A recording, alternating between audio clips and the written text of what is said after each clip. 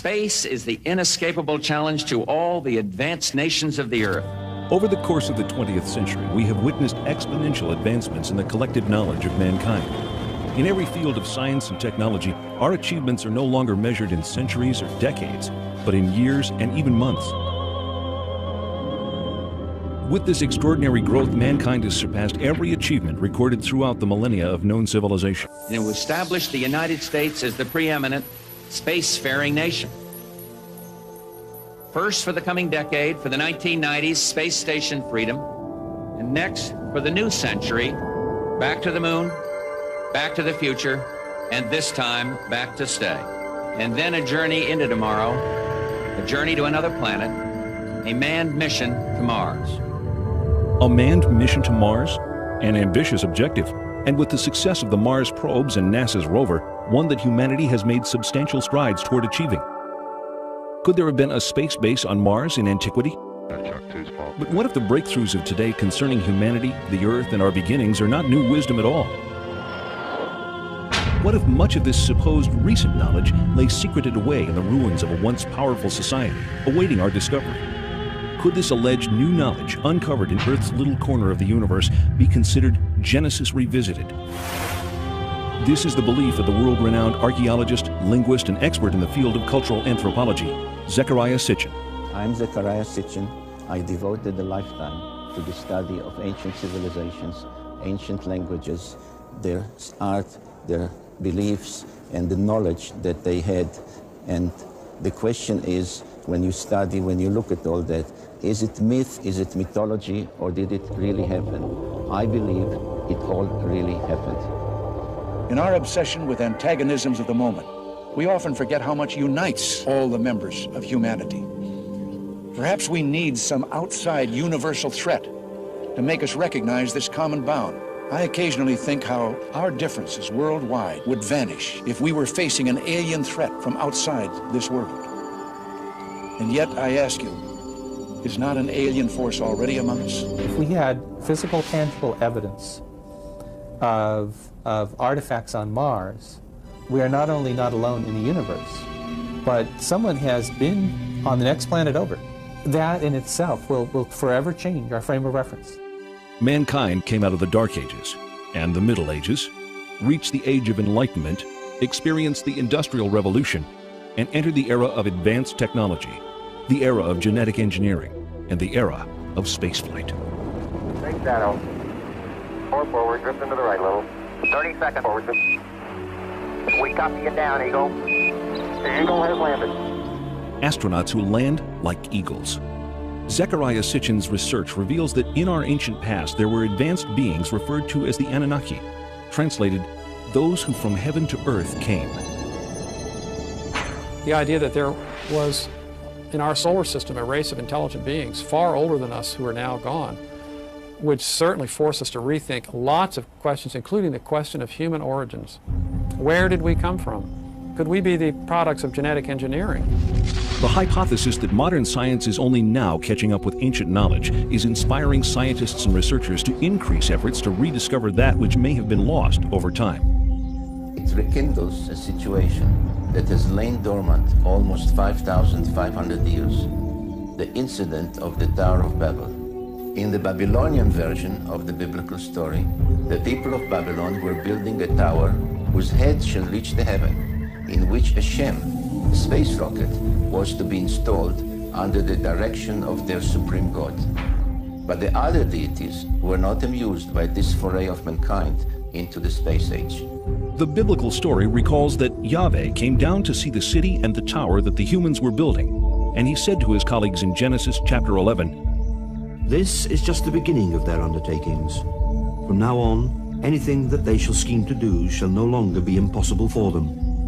Come, let us go down and confuse their language so that they should not understand each other's speech." Thanks to the science of archaeology, experts now know that the first great civilization emerged almost 6,000 years ago. Older than the Greeks, older than the Mayans, older than the Incas. The people of this society were called Sumerians, after their land, Sumer, in the great plain between the Euphrates and Tigris rivers, today's Iraq. The book of Genesis calls the land Shinear, For generations, biblical scholars either ignore biblical references to ancient kingdoms or categorize these as legend or lore. Through the study of historical relics and the translation of ancient languages, many biblical researchers now believe that the previously questioned Old Testament references are indeed historically authentic accounts of flourishing, advanced cultures.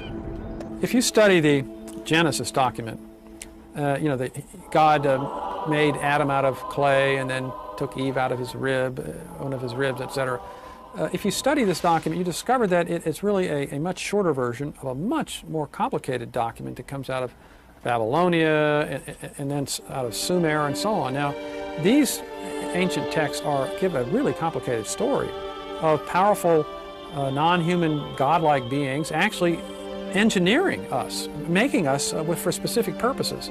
Zecharia Sitchin's investigation into these cultures brings him to this 6,000-year-old temple in an excavated area of the ancient city Erech. Until its discovery only 150 years ago, Erech was known only through passages in the Bible. The temple is dedicated to a female goddess named Inanni, also referred to in later times as Ishtar. Zecharia Sitchin. You can see here her features a little damaged. Her divinity was marked by the pair of horns that she had. She held a jar with the water of life, and she was surrounded as a decoration, but perhaps also symbolically, with a symbol that some refer to as entwined snakes, which was the symbol of science in those days, 6,000 years ago. Some find in it a precursor of the Egyptian Ankh, which was the symbol of life and creation. Further results of Mr. Sitchin's research affirm the theory that this visage of entwined snakes is the symbol for genetic manipulation of DNA. Carved out in stone over 6,000 years ago, Ishtar is sometimes depicted flying through the sky and leaving the Earth's atmosphere to traverse the heavens. In ancient Mesopotamia, the secrets of astronomy and other celestial knowledge are kept carefully guarded, studied behind closed doors by an exclusive society of priest astronomers. Cylinder seals like these are the only surviving record of these carefully guarded secrets. This clay tablet carries the print of a cylinder seal about 4,500 years old. It depicts the god Enlil granting the plow to humankind, ushering in the age of modern agriculture. On closer inspection, something completely remarkable can be seen. A detailed depiction of the complete solar system configured identically to that known to contemporary science. With the sun prominently figured in the center, each planet appears in its correct position and relative proportions to the other planetary bodies. On the outskirts is one additional planet, a 10th, not currently located by astronomers of our modern era. Astronomers around the world are on the lookout for this evasive celestial sphere, as a growing body of physical evidence indicates that it does in fact exist. The story of this planet, as told by the Sumerians on their 7 tablets of creation, begins 4 billion years ago, when our solar system was much younger and our own planet Earth did not yet exist. According to modern science, prior to the invention of the telescope in the 1600s, humanity had no knowledge of outlying planets beyond Jupiter, as these bodies cannot be viewed with the naked eye. Since the day of Galileo Galilei, optical astronomers have amassed an important body of knowledge about the outer planets. These theories established by astronomers from around the globe have been uncontested these last centuries.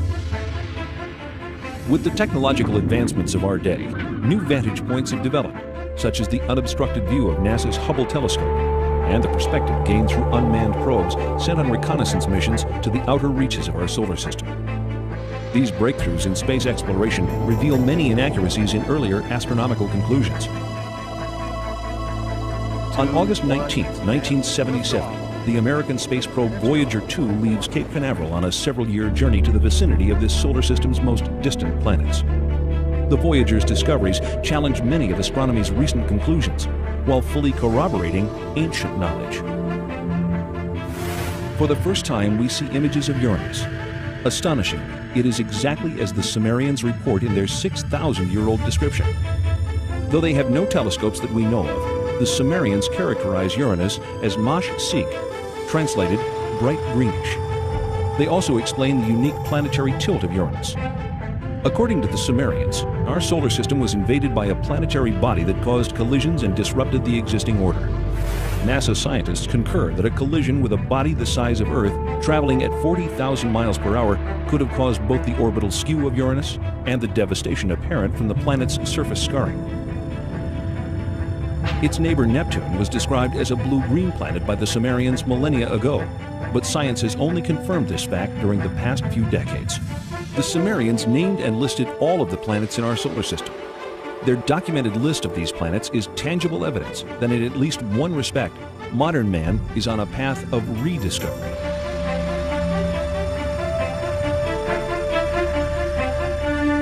That ancient knowledge included the planets Uranus and Neptune, supposedly unknown until discovered in 1781 and 1846, and even Pluto, not discovered until 1930. Neptune, Nudimmud, the artful creator. Uranus, Anu, he of the heavens. Saturn, Anshar, foremost of the heavens. Jupiter, Kishar, foremost of firm lands. The asteroid belt, Rakish, the hammered bracelet. Mars, Lamu, god of war. And Ki, Earth, what the Sumerians considered to be the seventh planet. Why the seventh planet? Why not the third, as Earth is so often referred to in modern parlance? Sumerian records indicate that they began their counting not from the sun, but from a planet on the outside of the solar system. But most surprising was the inclusion of one more large planet as the 12th member of our solar system. The launch of Pioneer 10 in 1972 ushers in the era of deep space exploration. The craft journeys beyond the outer known planets, sending back data that is used to seek a possible 10th planet. 14 August 1978, which was just about 6 weeks after we discovered the fact that Pluto had a satellite. Once you have a satellite for a planet, you can determine how heavy it is. It turns out Pluto was very much smaller and lighter weight than we had thought, which meant that Pluto has no influence, no appreciable influence on the motions of the planets Uranus and Neptune. At that point, we voiced the hypothesis that this means that there is at least one yet-to-be-discovered planet in the outer reaches of the solar system. Over the past 2 decades, physicists have joined astronomers in the search for the mysterious Planet X. One of the things we did in 1978, having made this prediction that there was an additional planet, 10th or 12th, depending on your point of view, we sort of put our money where our mouth was, as it were, and we went out and we started looking for this thing. We've been able to refine the search area somewhat, get it rather narrowed down. We do our predictions based on the observed anomalies in Uranus and Neptune. We actually are currently looking down in the region of Centaurus, which is just south of the constellation Libra. But if it is in the kind of orbit that we describe here, it would have to be a planet that would have a mass something like 3 to 5 times the mass of the Earth. This would put it intermediate between the gaseous planets like Uranus and Neptune and the terrestrial planets that we have in the inner part of the solar system. So if this planet turns out to be in a 3,600-year orbit, then its mass will be correspondingly larger. This one here is a map of the solar system as we know it. The inner planets, this is the orbit of planet Pluto. And this here is the orbit that I have proposed for the 10th planet. And here's where we think it is right about now in its orbit. If Planet X exists, we are not alone in this solar system. The surviving historical records of the Sumerians reveal the story of an intruder planet, Nibiru, which appeared out of deep space, drawn into the center of our solar system by the planetary pull of Neptune, Uranus, Saturn, and Jupiter. On an opposing orbital path with the 7th planet, a planet referred to in Sumerian records as Tiamat, Nibiru's new orbit around the Sun placed the 2 planets on a collision course. Sumerian cosmogony answers many puzzles that still baffle modern science. Central to it was the tale of a celestial collision and knowledge of a solar system with 12 members. As they draw near, one of the satellites of Nibiru crashes into Tiamat, cracking the planet.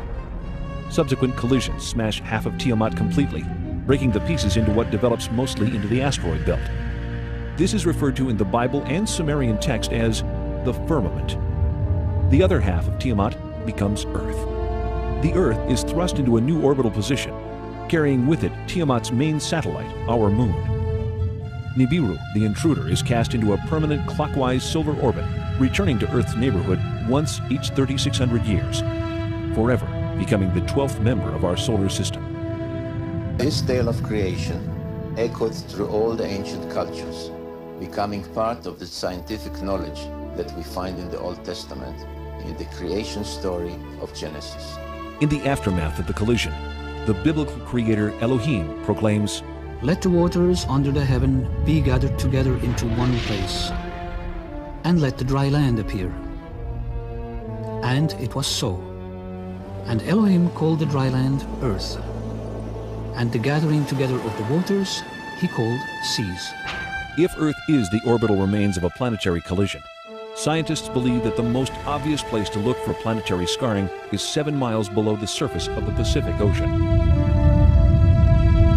When in the heights heavens had not been named, and below earth had not been called, naught but primordial Apsu, their begetter, Mamu, and Tiamat, she who bore them all, their waters were mingled together. 2 planets mingled together. The biblical passage of Genesis reads, "In the beginning God created the heaven and the earth. And the earth was without form and void, and darkness was upon the face of the deep. And the Spirit of God moved upon the face of the waters. And God said, Let there be light. And there was light." If we apply the knowledge of the Mesopotamian text to the biblical text, the correct reading of the book of Genesis emerges, especially in relation to waters. And Elohim said, Let there be a firmament in the midst of the waters, and let it divide the waters from the waters. And Elohim made the firmament, dividing the waters which are under the firmament from the waters which are above the firmament. And Elohim called the firmament heaven. Upper waters? Lower waters? What does the Bible mean by this? The Sumerians describe Uranus and Neptune as watery planets. What are the conclusions of modern science? In 1979, 1980, and 1981, Pioneer and Voyager visit Jupiter and Saturn with their many moons. During these missions, water is discovered virtually everywhere, as ice on the surface and as water below the surface. The Sumerians' ancient claim of water on Jupiter's moons Io and Europa is proven. The Sumerian records indicate water on Enceladus and Tethys, 2 of the moons of Saturn, and in that planet's spectacular rings. The findings of NASA confirm these ancient Sumerian assertions, giving further credence and clarity to the biblical quote, "waters above the firmament." Halley's Comet travels through space, itself a spectacular confirmation of the biblical claim, "waters above the firmament." Nearly 4 billion years old, with a core half the size of Manhattan Island, this mystic traveler throws off water at the rate of 30 to 70 tons a second, with enough mass to continue its purge for thousands of years. Was ancient man aware of this spectral vision? The unusual celestial object, reported in Babylonian texts to have been seen in the year 164 BC, is believed to have been Halley's Comet. Significantly, it was considered the scepter star of Israel. In the Bible, the book of Numbers records, "I see it, though not now. I behold it, though it is not near. A star of Jacob did course. The scepter of Israel did arise." Halley's Comet and its lights are truly the messengers of Genesis. When the 19th century astronomer Schiaparelli announced that he had seen canals on Mars, he was ridiculed. So too was the respected American astronomer Lowell in 1916. When NASA's unmanned spacecraft visits Mars in the 70s and again in the 90s, ample evidence of water in that planet's past is revealed. Images from expeditions to Venus and Mars exhibit visual evidence of dry sea, lake, and riverbeds characteristic of the biblical reference, "waters above the firmament." Even Mercury, so close to the Sun, seems to have had a watery past, yet maintaining ice at its polar caps. The NASA report reads, quote, "We are forced to no other conclusion but that we are seeing the effects of water on Mars," unquote. And, quote, "Mars once had enough water to form a layer several meters deep over the whole surface of the planet," unquote. What we previously believed to be a dry and barren planet unexpectedly emerges as a planet where water once existed in abundance. Mars joins Venus, Mercury, the Earth, and most recently the Earth's moon in corroborating the Sumerian concept of water below the firmament. We've had reports to the effect that the Viking equipment will never determine positively whether or not there's life on Mars. Can you set us straight on this? Well, my own view is it's much too soon to decide whether we will have a definitive answer. It may be that there is an exotic biology on Mars. It may be that there's an exotic chemistry which looks a little bit like biology. There's a number of experiments to be done. They might decide the issue, they might not. But either way, Viking has been a biological success because the chemical explanation means that there is a kind of chemistry on the Martian surface which simulates some of the steps of chemistry in biology. We would learn something important about the origin of life. In October 1988, the Soviet Union sends 2 unmanned spacecraft, Phobos 1 and 2, named for one of the Martian moons, to study the red planet. Phobos 1 is lost while on its way to Mars, but Phobos 2 arrives to orbit Mars and immediately sends images back to Earth. On March 1st, 1989, pictures of this unusual grid are received. The grid, here in the upper right, is shot both in the optical range and in the infrared range. Later, they are merged into this composite overlay. On March 26th, Phobos 2 sends these images to Earth, taken just south of the equator. An unexplained elliptical shape appears. This shadow actually appeared all of a sudden. Why am I calling it the shadow? Because you can see things through it. This elliptical shadow, then, is it in Mars' atmosphere or on the planet's surface? One thing is for sure. This something is not positioned horizontally. Well, to me it looks like a rocket taking off from the surface of Mars and leaving a trail behind. Well, if you'd want to fantasize, it could be interpreted that way too. Now we think we ought to look at the real circumstances that have caused that trail, even though they haven't yet been fully clarified. That's more likely to be the shadow of some object, since surface elements can be seen through it.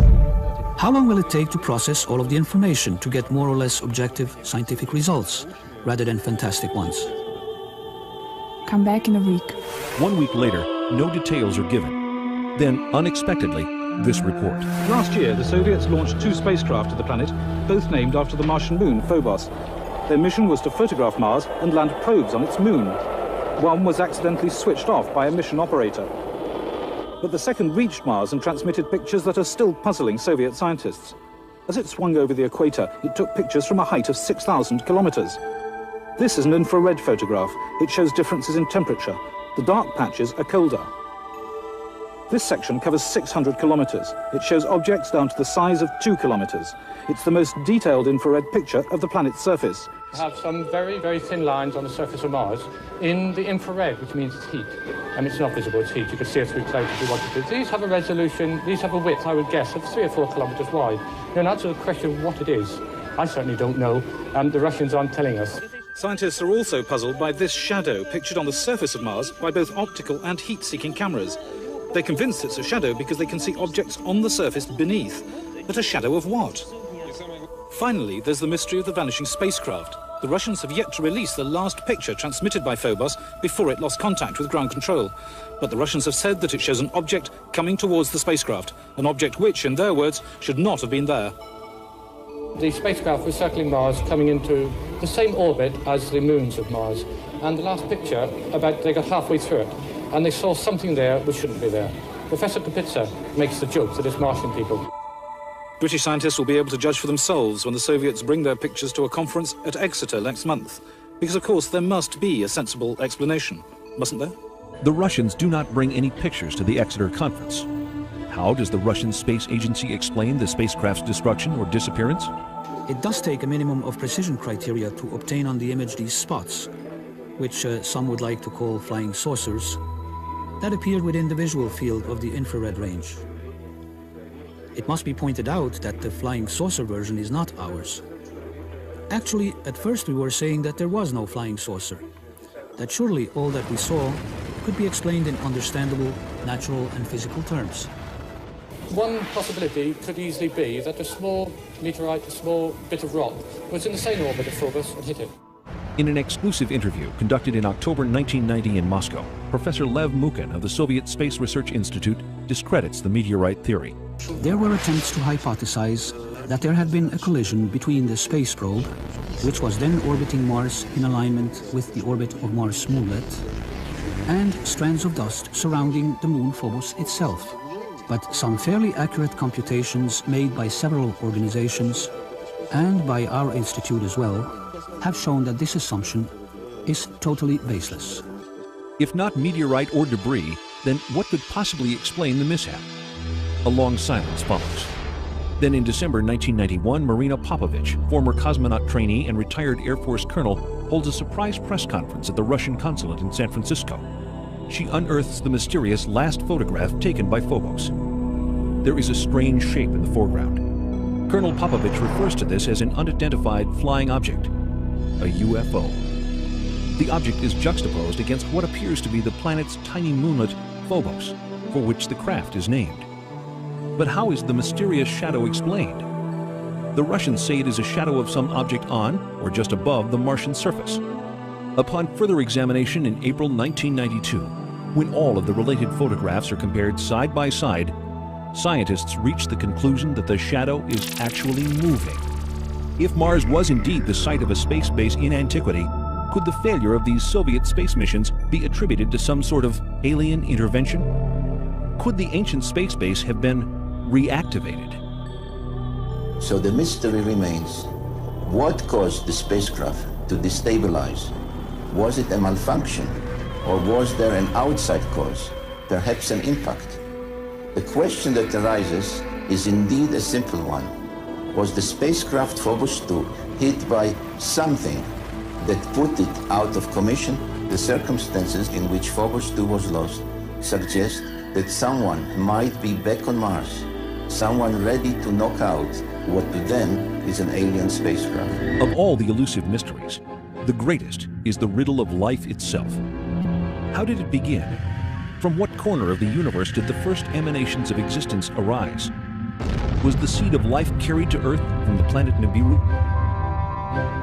There has been a blending of interest in biologists on one hand and planetary astronomers on the other in the question of the origin of life.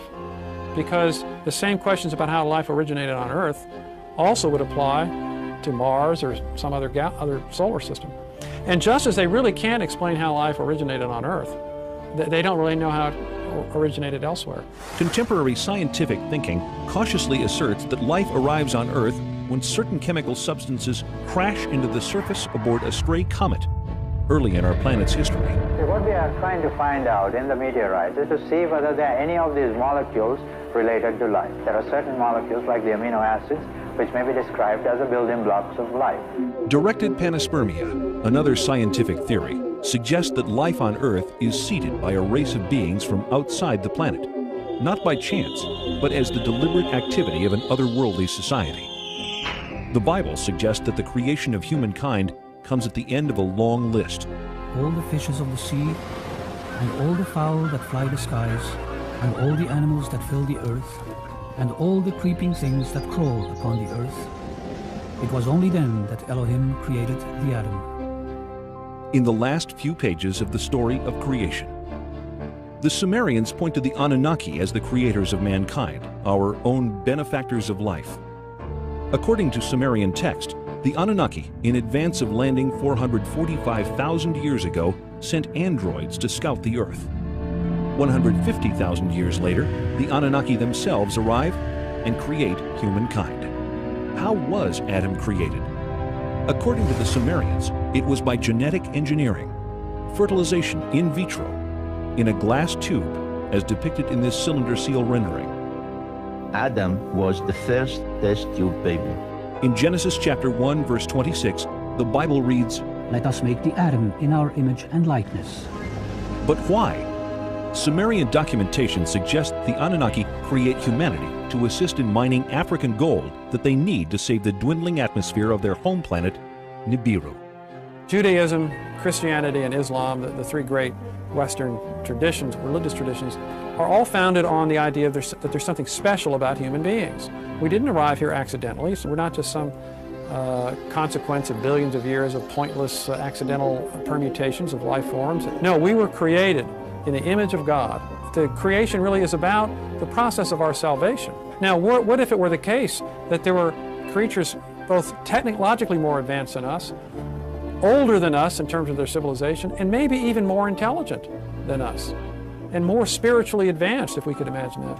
Then would this cause the creation story to collapse and leaving, literally billions of people on the planet totally confused about the meaning of life? The Bible relates an incident of mankind overstepping the bounds of the Anunnaki when the Babylonians attempt to reach the gods by building an enormous launch pad in the archetypal story of the Great Tower of Babel. What is the target of their efforts? According to Zecharia Sitchin, it is our neighboring planet Mars, home of the Anunnaki's way station en route to Earth. The Sumerian tablets refer to the station planet Mars as the traveler's ship. I've taken it to mean that it was at Mars that the Anunnaki from Nibiru transferred to smaller spacecraft to reach Earth orbiting stations. Not once every 3,600 years, but on a more frequent schedule. Mesopotamian archives identify the 12 members of our solar system with specific symbols. Some, like Mars, Earth, and Venus, are indicated numerically on this ancient stela.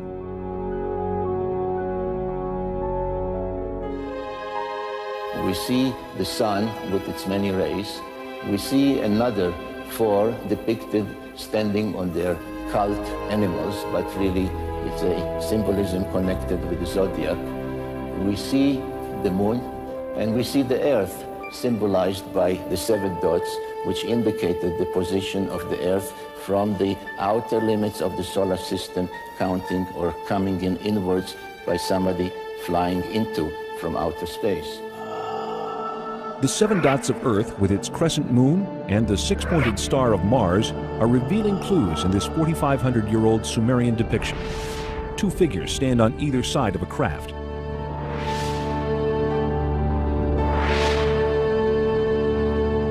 Some researchers believe that Mars was habitable as little as 10,000 years ago.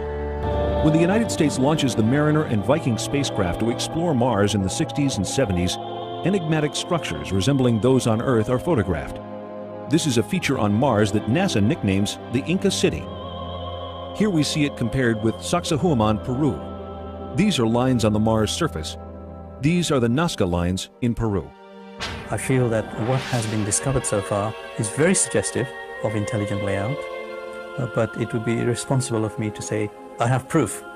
What I have is evidence which makes it appear as though it's been designed by some kind of intelligent thinking process, which is probably even more advanced than our current in some ways. I was especially intrigued by independent researchers' suggestions in their reports that the orientation of the face and adjoining pyramid indicated they were built in alignment with sunrise at solstice time on Mars about 450,000 years ago. Could it be that a civilization capable of space travel almost 500,000 years ago visited this part of the solar system, leaving behind monuments on Earth and Mars? The only beings mentioned by name are the Anunnaki. The only evidence supporting such a theory is evidence of visits by the Anunnaki. We have seen societies on Earth that have been demolished by cultural cross-representation, if you like. Meeting a more advanced culture has had a severe impact on an existing culture. But I think we're intelligent enough to be prepared for that. Our civilization is technologically able to venture out into deep space on scientific quests of discovery. Can anyone then deny the possibility that members from a technologically more advanced world may have visited our solar system thousands of years ago? Thanks to the work of Zecharia Sitchin and others like him, we know more than we ever have about ancient cultures and the life that came before.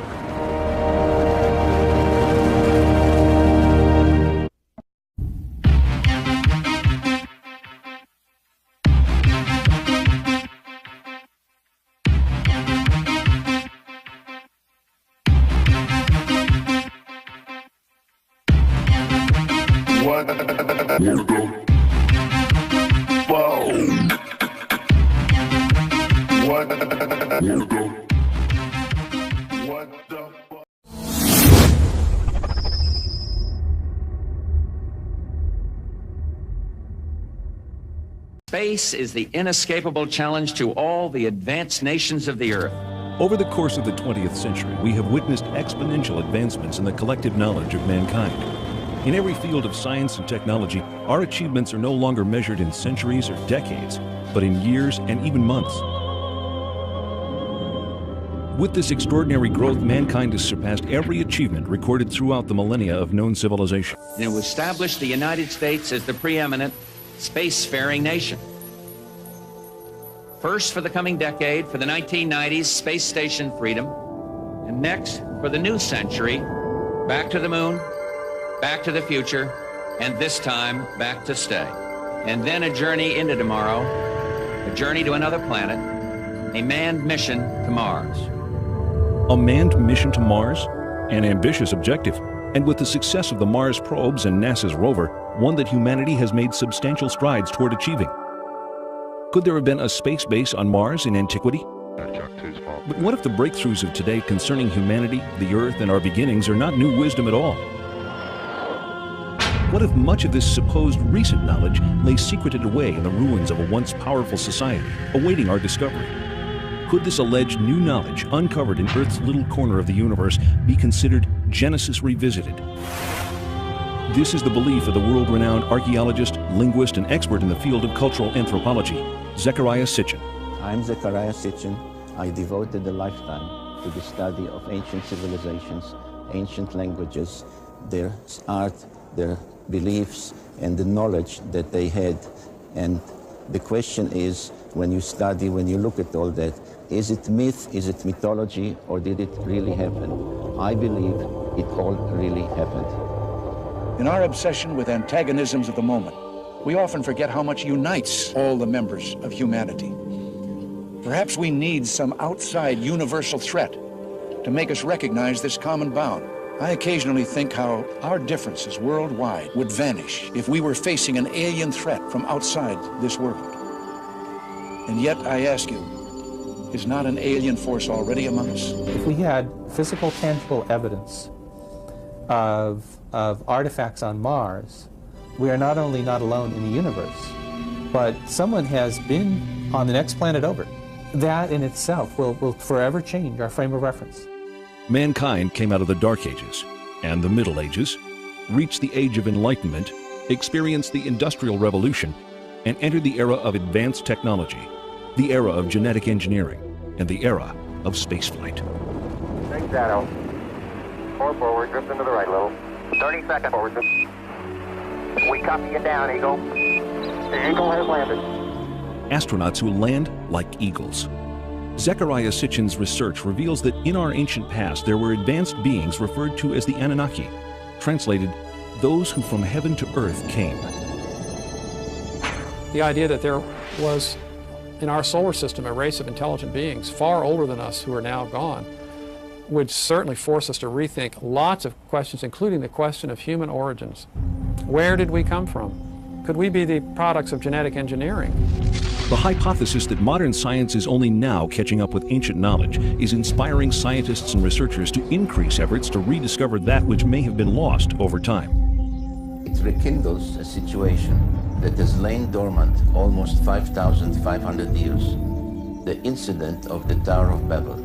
In the Babylonian version of the biblical story, the people of Babylon were building a tower whose head shall reach the heaven, in which a Shem, a space rocket, was to be installed under the direction of their supreme god. But the other deities were not amused by this foray of mankind into the space age. The biblical story recalls that Yahweh came down to see the city and the tower that the humans were building, and he said to his colleagues in Genesis chapter 11, This is just the beginning of their undertakings. From now on, anything that they shall scheme to do shall no longer be impossible for them. Come, let us go down and confuse their language so that they should not understand each other's speech. Thanks to the science of archaeology, experts now know that the first great civilization emerged almost 6,000 years ago. Older than the Greeks, older than the Mayans, older than the Incas.